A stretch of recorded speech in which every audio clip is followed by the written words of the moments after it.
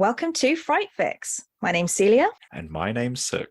And today we've got another special guest on our Fright podcast, here to share their experiences with the paranormal. Emma, thanks so much for joining us. Thanks for having me. How are you doing today? Oh, wonderful, wonderful. How are you guys? Yeah, we're all good. We're excited to just chat with you and hear your experiences. It's going to be good. It's going to be spooky. Where are you from, Emma? It looks very rustic. Oh, so originally I'm from Wakefield in Yorkshire. Nice. And yeah, about 28 years ago, my parents decided, you know what, we're going to go and live in rural France. Bit of a change. Yeah. And so yeah, I've been here ever since. So you don't sound like you're from Yorkshire, and yet you don't have French accent yet. People have said my accent is a bit like Emmerdale meets Paris. Oh, I like it. Brilliant. Well, Emma, we wanted to get you on the podcast because you've got some really, really interesting experiences with kind of the paranormal and spooky, scary things. So we just wanted to pass it over to you and see if there's any kind of stories you wanted to start with that you've experienced and we can have a chat about. So literally so many. And I, as much as I love the spooky stuff, terrified of it, but it just seems to follow me around. So that's lucky. You're like a beacon. Yeah. Yeah, it's fun. Ever since being tiny, when we lived back in England, I've always been terrified, and I could never really put my finger on it. I can remember the fear, especially at bedtime, and I was an absolute nightmare to my parents. And now I'm a parent myself. It's karma, man, because I'm going through the same thing with my kids. But yeah, so I would not go to sleep without somebody in front of my bedroom door. I was terrified all the time. And I think something in my memory must have blocked this out, because when I started asking people if they'd ever had spooky experiences and stuff, and I wanted to know, and they were like, but surely, you've got enough of your own experiences. And I was like, well, what are you talking about? And apparently when I was in school back in England, I used to tell all my school friends that every night a little old lady would come through the wall and stand at the end of my bed. I have zero recollection of it. My friends, traumatized, they're like, I'm never forgetting that. But that would explain why, as a child, I was absolutely terrified of going to bed. And the funny thing is, years later, I hurt my knee, and nothing I was doing, any like physical therapy, anything like that was helping. So I went to see a healer, and I thought, I wasn't overly convinced, but at this point, I was just like, you know what, I'm willing to try anything. And this healer said, you've got a really negative energy attached to you, and she is an older female, and I'm going to get rid of her. And I was like, okay, if you say so. To be honest, I didn't believe it. I was a bit like, are you pulling my leg? Well, he was actually pulling my leg, but are you having me on? Are you having a laugh? But he started doing something, and I kind of felt this energy, this like weird warmth leave my body, and that was it. And I haven't really had a paranormal experience like scary ever since that happened. So was this like entity with me since childhood? So do you have any recollection of what the lady looked like? I have zero recollection. All I remember is the fear. And then in later years, one of my school friends saying, how do you not remember that? And I was like, and apparently I would go on about this, all the time. Like, I don't want to go home. I don't want to go to bed. This woman is terrifying. And I have zero recollection of it. I think it's, when something's so traumatic, your brain's just like, nope, we're going to just erase that one. So I think that's when it started. Yeah, it's interesting because it's like your brain's trying to protect itself, being like, we just don't need to think about this. Like, let's just carry on. Yeah, exactly.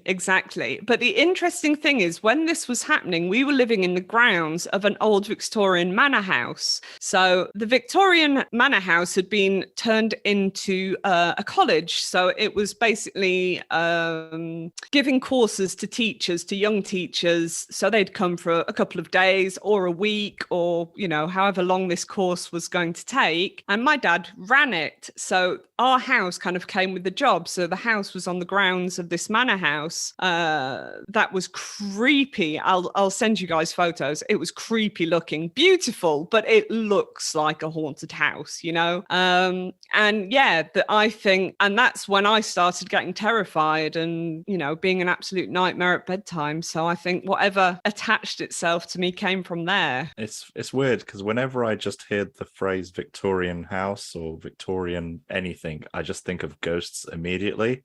Everybody, yeah. Well, you never hear of a ghost called Dave who was a plumber from, the 80s, do you? Yeah, and it's never ghosts of like cavemen or something. It's always someone in Victorian garb stalking hallways or whatever. It is, and it is very strange. I wonder what I don't have an answer for that. Yeah. I mean, it's one of those things, isn't it? Like, as a kid, it's really, really hard to like wrap your head around what you might be experiencing. So like when you're looking back at it, you might be like, okay, I'm starting to realize that wasn't a normal experience to have. And that's when it gets really creepy because you're like, okay, this was something that I can't quite explain. Oh yeah, 100%. I used to get things as a kid that I thought everybody else had. Like I could hear loads of voices in my head. Nothing distinct. It was just like, when you're in a busy restaurant and you can hear the chatter, but you can't actually make out a conversation. That's what I used to get. And I just thought everybody got that, but they don't, apparently. And also, I used to get woken up almost every morning. And still to this day, it still happens occasionally. I get woken up with somebody going, Emma. Yeah. Oh. How does that make you feel when that happens? Well, now not so good. At the time, when I was a kid, I just thought it happened to everybody. You just accept these things as normal. The voices are glad to tell you that does not happen anymore. That did. I grew out of that, but I think it just goes to prove that when you're a kid, you're more open to this kind of thing, and you're more receptive. And we must have been in a I've got tons of stories, but we were definitely in a haunted house. On haunted ground. So when we first moved, my dad actually met the local vicar, and it was around Halloween time. And the vicar said to my dad, do you want me to come down the hall and just calm everyone down? Because I know they get a bit rowdy this time of year. And my dad kind of looked at the vicar like, what are you talking about? Because we hadn't been there for that long. And the vicar said, well, the spirits, this time of year, they get quite rowdy. And my dad was like, what? He couldn't believe what he was hearing. And the vicar, he did come and he blessed the whole place. And, my dad just kind of let him get on with it because he didn't know what to say. He didn't know how to respond. We're talking North York, very broad Yorkshire guy, my dad, very down to earth. And he was like, well, yeah, I suppose you crack on, do what you got to do. But as the years went on, it became more and more apparent that, the vicar, he knew what was up because there was definitely things going down in that place. I mean, did your dad ever experience anything? He kind of experienced things secondhand. I'll tell you what he experienced firsthand first. He would trip over dogs constantly. And my dad was a huge animal lover. And he was at some point in the army, he was actually a dog trainer. So he was an animal lover. He loved animals, especially dogs.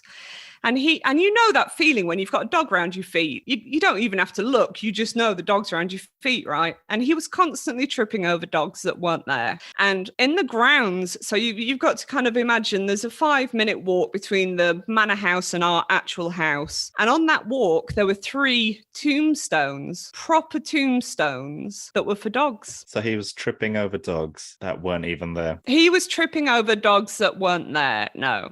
So the things he's had reported to him, there was a conference held in one of the halls. So there's about, 40, 50 people in this conference. And they looked out the window. I think somebody must have pointed it out. There was a little lad just walking across the courtyard, and he was in like full Victorian getup, like the brown breeches, the long socks, the flat cap. And he's just walking along the courtyard. And then he goes out of view, and everybody's like, that's amazing. maybe they're putting some kind of activity on today, or people are dressing up in period clothes and stuff. So after the course had finished, somebody went to talk to my dad and said, oh, what's happening? Why did we see like an actor dressed up in Victorian clothes? And my dad was like, I've no idea what you're talking about. How many people witnessed this? About 50 people. And another time they were giving a conference. I think it was in a smaller room, so there's probably about 20 people this time.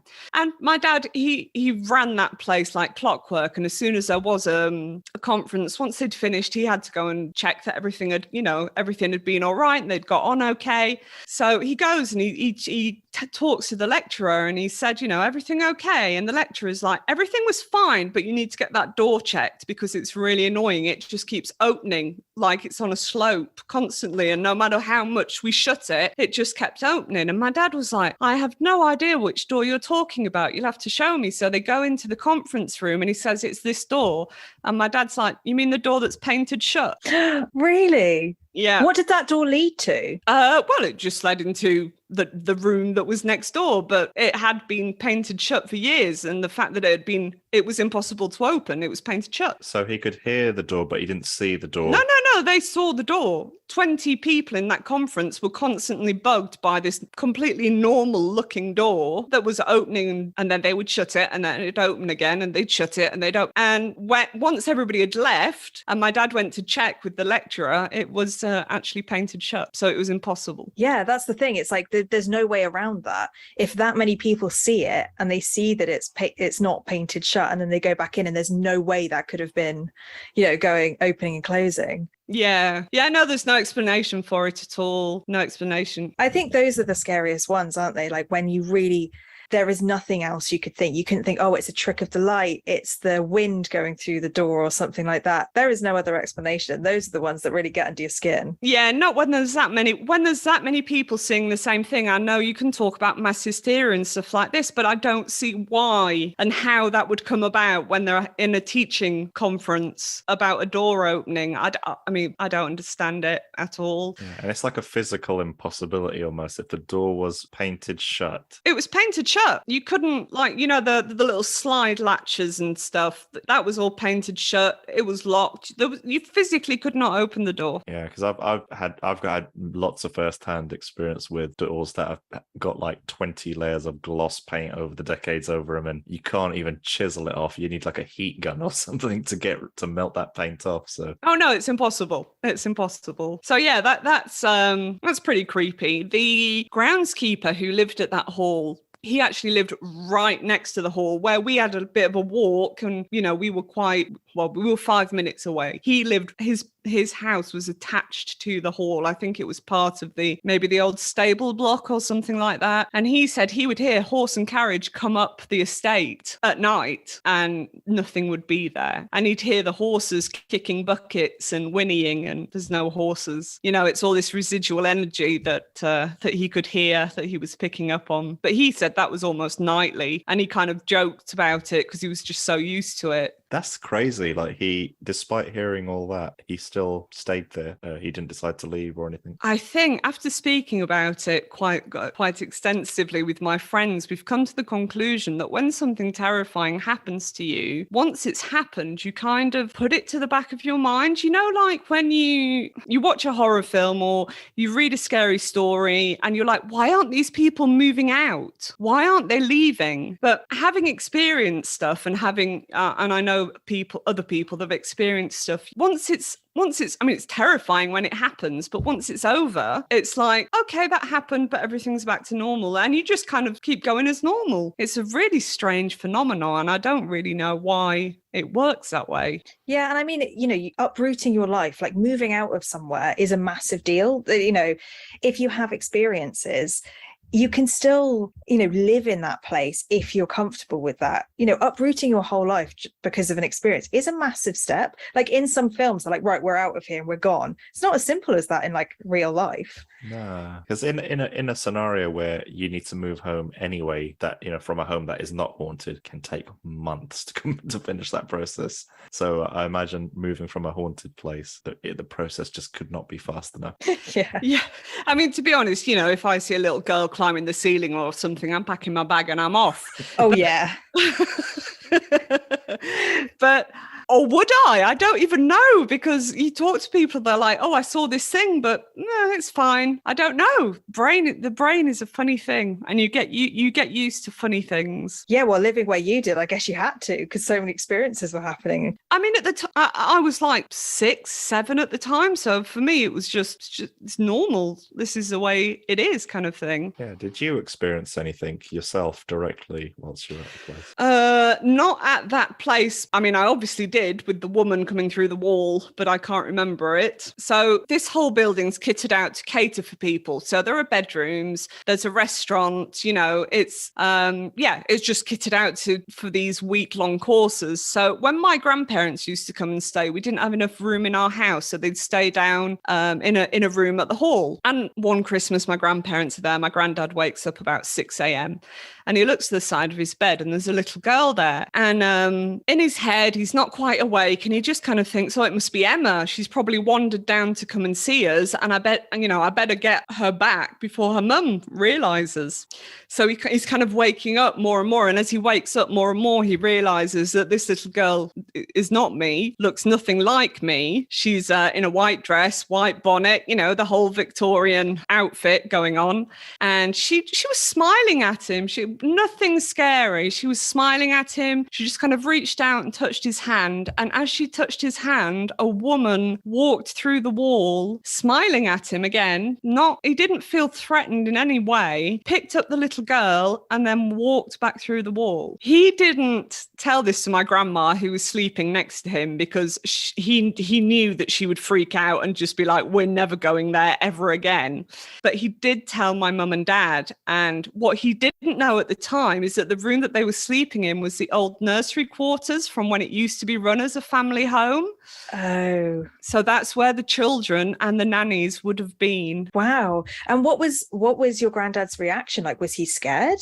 He was taken aback. He was a bit like, what have I just witnessed, kind of thing. I don't think he was scared, no, because as I said, the whole feeling of it wasn't scary, but he was like, I have no explanation for what just happened. With your grandfather, was he the kind of guy who would believe in this kind of stuff? Oh, absolutely not. No, he would not believe in this type of stuff. No, he was an army guy. No. Same with your dad as well? Yes, yeah. I mean, the entire family. I'm the spooky one because I've lived through all this, but no, the other generations, no, very down to earth. We're Yorkshire folk. Then the other one, this one's creepy. There was a lady who worked as a part-time kitchen a cook in the restaurant at the hall, and she'd been there for years. Lovely lady, friend of the family. She had been there for years. She was part of the fixtures and fittings kind of thing, and she actually ended up quitting her job. And guess what made her quit her job? I think I can guess. So she's working in the kitchen one day, and what I can only imagine was some kind of Roman soldier looking type chap walked through the wall and walked through the kitchen in front of her and then vanished. But that's not even the creepiest part. The creepiest part is that it was only his torso and his head that she saw. And that's what made her quit her job.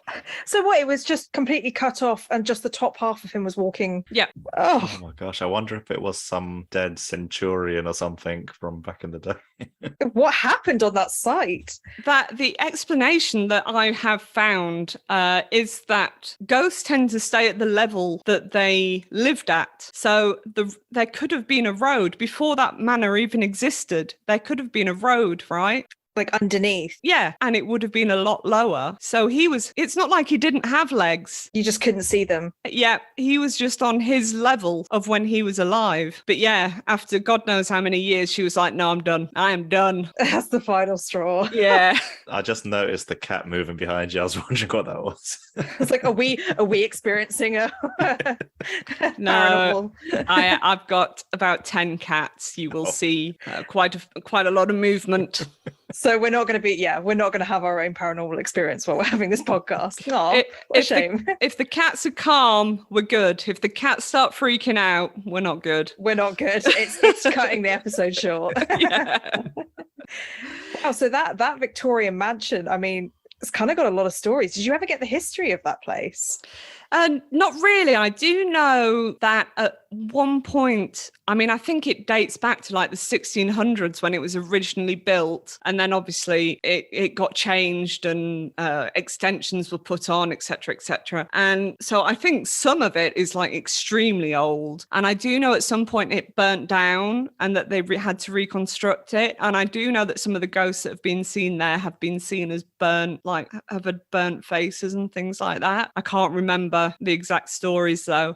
But no, I can't say there's a really traumatic history to it. And I do believe that a lot of it is just residual energy. I don't think they're particularly interacting with people, apart from that lady visiting me every night. I don't know what she was up to. Yeah, that energy felt a bit different, I guess, because from what you've been saying, it's all quite calm energy, like it's just kind of memories of the past rather than like dark energy. So it doesn't have to be around, a traumatic event. It's just almost like you're seeing other people's lives as they happened. Yeah. And just glimpses of it. Well, there are theories, aren't there, that different types of stone can record or absorb energy more than others. So, I don't know what that manor house was made out of, but maybe it has just like absorbed the residual energy, a bit like negatives of a photograph. And sometimes we just get to catch a glimpse. That's a nice way of looking at it, actually. I like that metaphor. It's the non-scary metaphor, yeah.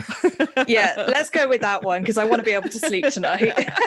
And I feel like after hearing your Ouija board story, I might not be able to sleep. Oh dear. Yeah, I don't know if I'm ready for this. I don't even like talking about this because it gives me the heebie-jeebies. I went through a phase. I'd like to think everybody goes through a phase like this, but I think it's just spooky folk that do, where we get the old Ouija board out. But I did have a Ouija board at some point. Would never ever go near one now, and I strongly recommend that nobody ever does go near one. But at the time, me and my friends thought it was great fun. We'd get this Ouija board out and muck about with it like almost every day. It was quite the obsession at the time. And when you're with your friends, you're always thinking, oh, you're pushing it. You're doing this, you're doing that. On this particular day, there was just 4 of us. One of which, sadly, his brother had passed by suicide a few years previously, and it was very raw. It was obviously it was super traumatic for him, and it's not the kind of thing that any of us would have ever brought up. The next thing we know, on this Ouija board, it's spelling out his brother's name. Oh wow. And we're like, this isn't cool. If somebody's doing it, stop it, because it's like so disrespectful. But it didn't stop. And the things the Ouija board was spelling out was basically, he was taught that it was his brother talking about everybody in France has a scooter, or I don't know what the English word is, but it's mobilette. It's like, the pedal and pop bikes. So he had a little bike like this. And it had belonged to his brother, and it came through on the Ouija board. Don't use it. It's dangerous. And we're all like, what's, really uncomfortable at this point, not having a good time, just thinking this is really inappropriate. And so we kind of just left it at that. And as he went to leave, right, there was only 4 of us. None of us had moved. None of us had gone outside. My dad wasn't in. It was literally just the 4 of us at the house. When he went outside, both his tires were flat and all the screws from his headlight had been taken away. So his headlight was just kind of hanging from the wire, and there were no screws anywhere. They hadn't fallen to the ground. They were just not there anymore. So he couldn't use his little bike to get home. So someone had sabotaged it. Something. Or his brother was trying to save it. I'm thinking like he could have crashed or something, and his brother was trying to warn him almost, and doing anything he could to stop him getting on that bike. The house where we lived, no neighbours. I mean, I'm talking rural France. There is nobody that would have walked up and done that to his bike. Yeah. And also that's not kids trying to steal the bike or kids trying to steal something off the bike. That's the only thing that's happened to the bike is stopping it being used, which is very specific. That's not really a prank as such if you're going to be a teenager doing that, especially in the middle of nowhere. So who knows what that was? Was it a case of if he'd have ridden that home that evening, he'd have crashed? Who knows? Did he ever get back on that bike? I don't know, to be honest. I don't know. I had to give him a lift back on my scooter. I remember that. But no, he had to come with his mum in the car to collect the bike. And yeah, the next day. So that was creepy, but not as creepy as the next story.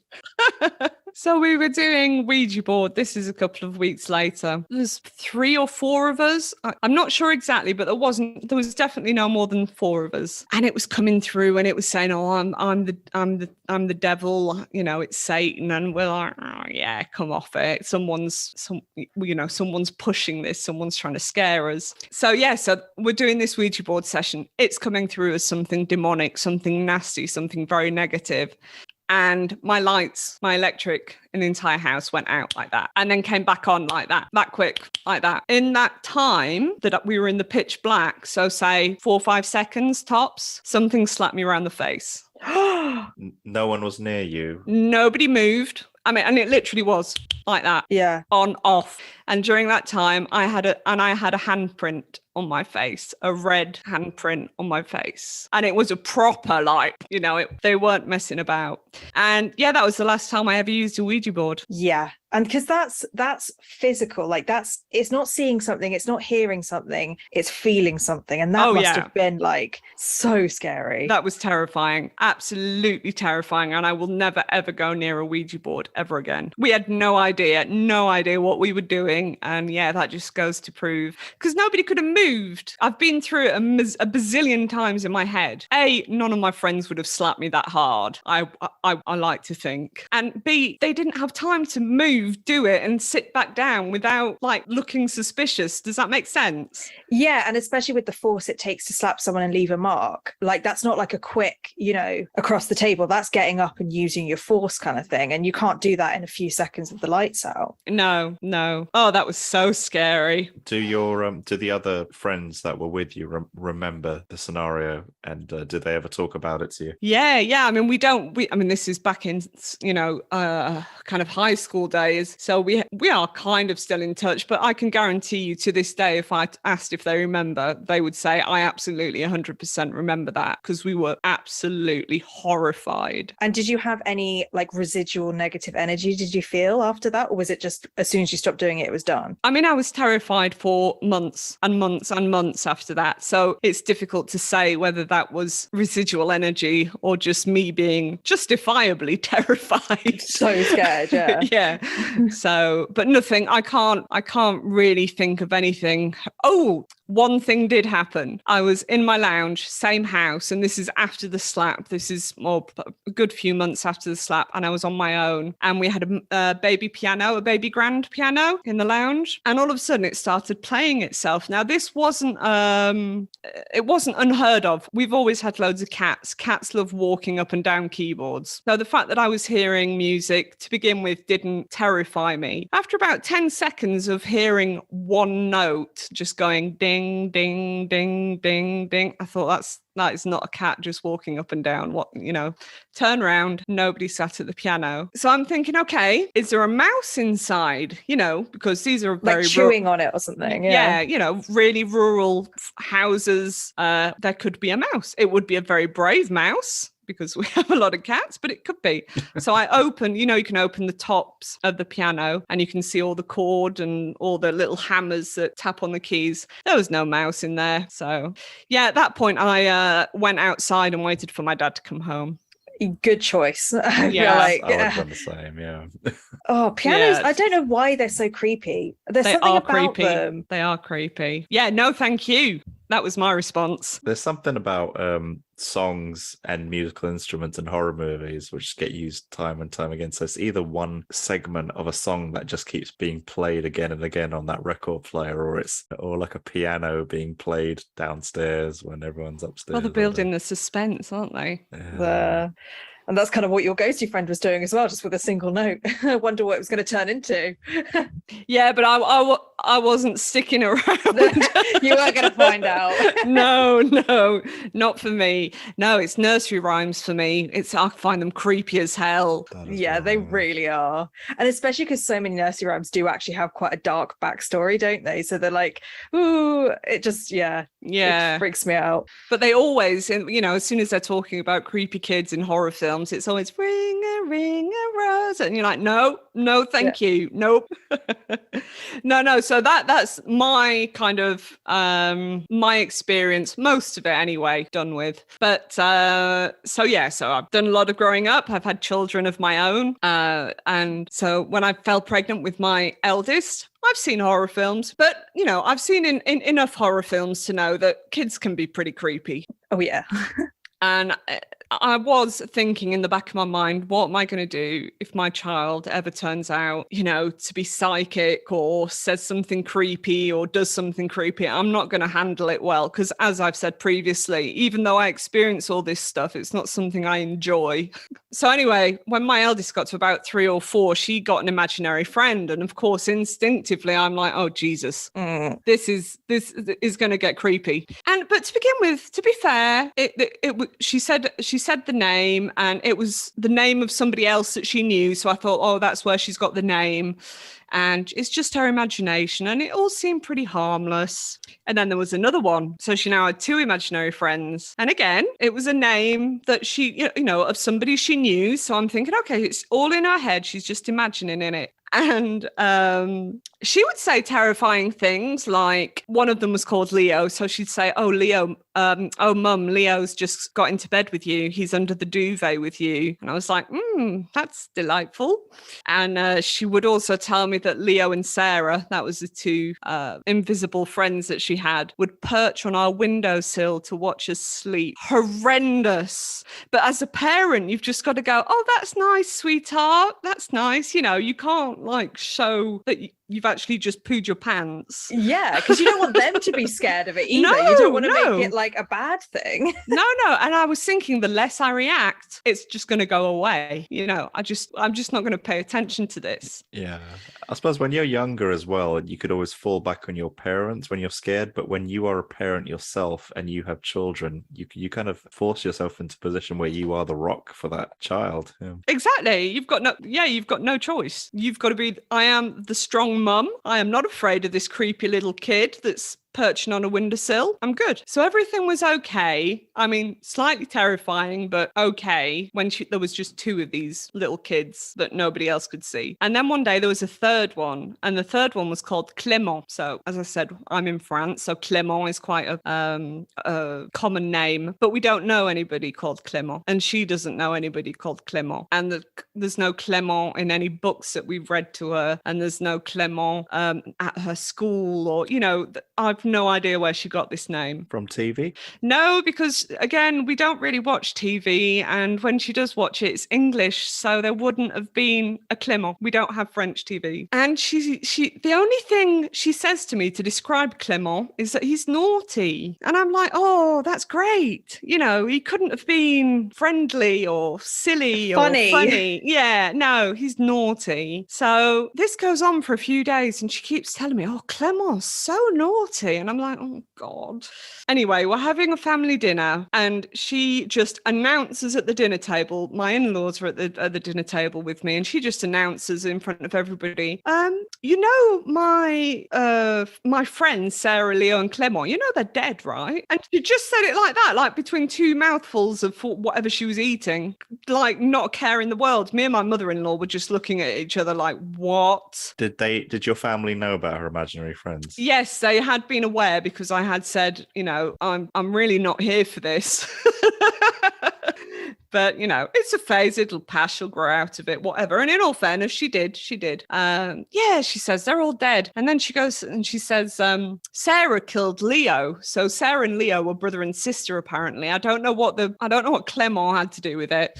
But apparently Sarah had killed Leo. And we were like, this is a really strange conversation to be coming out of the mouth of a 3-4-year-old. And we kind of poo-pooed it as, again, don't pay attention to it. It'll go away. So that night and putting her to bed. And I'm not relishing the idea of putting her to bed. Especially as she was still sleeping in our room at that point. And she starts talking to me about them again. And I'm like, oh, can we not? Yeah.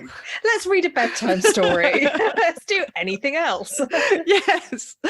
And I said, oh, they're only pretend, aren't they? And she just looked at me, like stared at me and then frowned. And she got right up in my face and she went, they are real, just like that. And then she went, oh, they're laughing, mummy. They're always laughing. Oh, I actually can't think of anything worse. Like, this is too much. So at this point, I've called my husband upstairs because I'm like, I cannot deal with this. You're going to have to come in and, because he's a lot more level-headed. He's just like, oh, it's all imagination and whatnot. And I'm thinking, I was slightly psychic as a kid, pretty sure. And I'm pretty sure she's, she's got the old gene going on. But anyway, he came up and put her to bed. A few days after that, she told me that we had an angry lady that lived in our attic called Violet and that she had purple lips and that she was always cross. Oh, and that's not the sort of thing that the child would just know. You just, know that that's really... Did anybody go check the attic?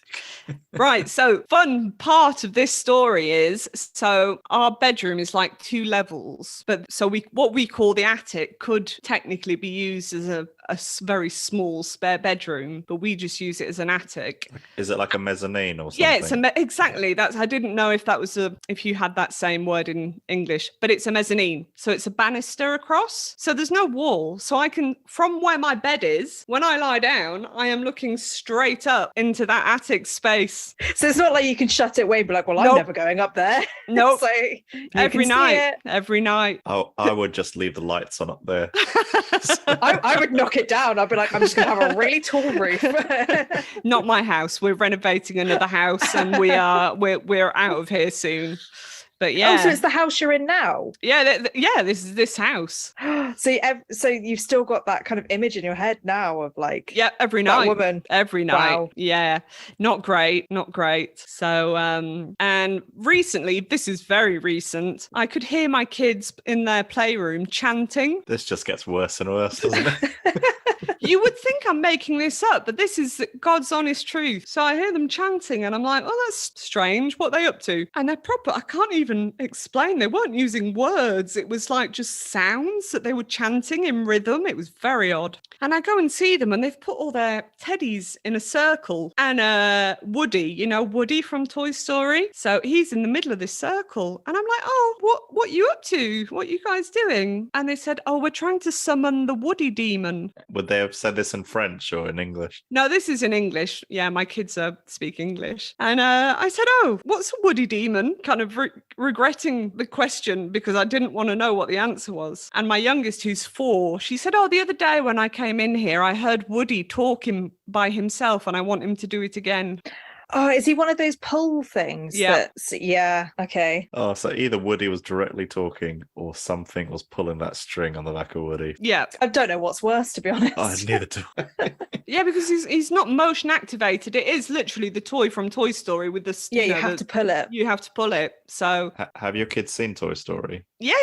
They love it. I wonder how they got the idea to put all of their teddies in a circle. I've no idea. How did they know what a demon is? Why were they chanting? I've got no answers to any of these questions. Did they chant at the same time as each other? Yeah. Oh, no. And they were saying the same thing. They were together. saying exactly the same thing. And it wasn't words. It was more like sounds. It was like hum-da, hum-da, hum-da, something like that in unison. And they were totally chill about it. They weren't scared. They were like, oh, no, that's just something we're doing. Yeah, just summoning the Woody demon. But they're 4 and 7. They don't know what a demon is. It's not like it pops up in conversation at the dinner table, Exactly. And when you were saying about the woman in the attic, how would your young daughter know about that kind of stuff, having purple lips and being upset and being angry and all of these things? It just feels very I don't want to say too much because you're still in the house. Do you know what I mean? Like, you don't want to be like, oh my God, this is the creepiest thing I've ever heard. And then you have to be like, okay. Have you ever looked into the history of the home? Or I haven't. I do know that this is it's a very, very old. I mean, we're talking hundreds of year old house. They all are over here. They all are hundreds of years old. Stone walls, all old farmhouses. So there's history, definitely history. And I mean, as long as your kids aren't distressed by it. Oh, they're not. They're not at all. I am. You are, yeah. They're good. They're good. No, I think if my kids was distressed by it, we'd be out, shocked. Yeah, it'd be a different story. Yeah. No, they're not. They're just summoning the woody demon because they want him to talk by himself again. Normal. But it sounds so much like your story of when you were younger and you were just telling your friends about this really creepy lady, but you were just like, yeah, like this is what's happening. And they were getting really freaked out, but you weren't. It's kind of the same thing, but with your kids. Yeah. And the funny thing is my eldest now won't go to bed because she's just terrified of going to bed. And it's the same. She won't tell us why. And I don't think I ever told anybody, any of my family what was going on. But she has the same attitude I had at her age about bedtime. So yeah. Oh dear. Have you ever opened up to her or tried to confide? It's difficult because I don't want to put ideas in her head. I don't want to give any confirmation to anything just in case it's not that, because then that will be in her head. Do you know what I mean? So no, we just try and be as reassuring and understanding as possible and tell her she's safe and it's all good and she'll grow out of it. And like you said, you grow out of it. So if it is the same thing, then I mean, to an extent I did. I don't hear the voices anymore and I'm not terrified about going to bed. So that's apart good. from when you look at the attic, but that's for a different reason. Let's not mention that attic anymore. No, because I've got to go to bed soon. So yeah. But anyway, I think that's pretty much my creepiest stories. Wow. I mean, they are pretty creepy. And like the hairs on my arms keep sticking up. So that's when I know that it's definitely gonna. I've like retreated into my chair a little bit. I'm like going down and down and down. Oh dear. I've got my dog sat right behind me. She's just sleeping right over there. And I always feel a lot safer whenever she's around. Well, yeah, because if she's chill, you're good. It's the same with my cats. My cats are chill. It's all good. They know. Yeah, they do. They do know. They're Kids a good and animals.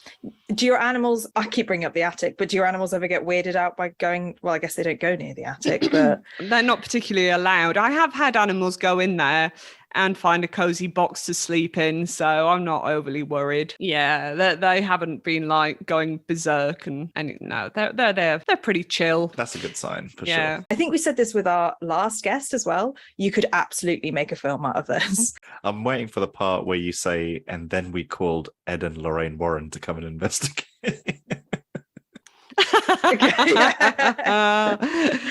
No, nobody's ever investigated. Oh, but actually I do. My in-laws were over because they've moved back to the UK now, but they were over recently and they rented out a gîte. Gîte, is that a perfectly acceptable English word? No. What is that? A holiday home. Okay, yeah. So they rented out this holiday home and it was haunted.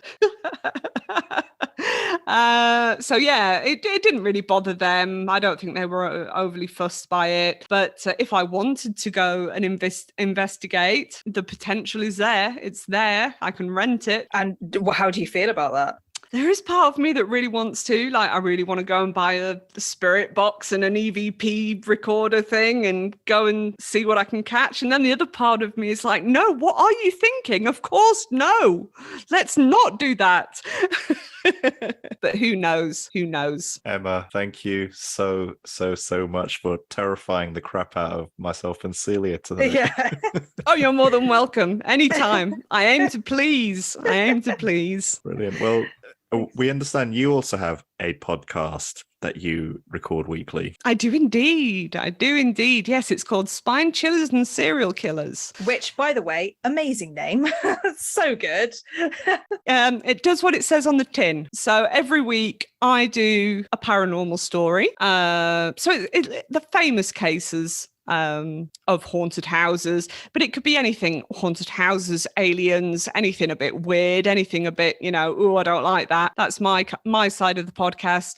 And then my co-host Becky loves true crime, so she does all the true crime. It's not necessarily serial killers every time. Quite often it is, but not every time. But she does the opposite. She's doing the less known cases. So if you want lesser known true crime cases, you will love Becky's side of the podcast. And we have a third co-host called Tash, who does she just turns up, basically. She's just there, and she's got no idea what we're going to talk about, and she just kind of live reacts, and she's pretty hysterical. It's not a serious podcast whatsoever. We really do have a laugh on there, and yeah, over 18s only, definitely. Yeah, we are not child friendly, but yeah, no, check us out. We're pretty much everywhere. If you can get a podcast, Spotify, Apple, anywhere really, and on all the social medias. Oh, well, we will definitely link your podcast in the episode description so everybody can check it out, because I honestly can't think of anything better. Paranormal, serial killers, and a bit of a laugh. I mean, sounds perfect. Well, thank you so much, Emma, for joining us for this. Let's just pray the next house that we move into is not spooky. But if it is, I'll let you know. Excellent. Well, thanks for listening, everyone. And if you have any questions for Emma, drop them in the comments section, or even better, head over to Spine Chillers and Serial Killers and ask them yourself. And we'll drop a link to all their socials in the description below. And don't forget to share this video, and don't forget to subscribe.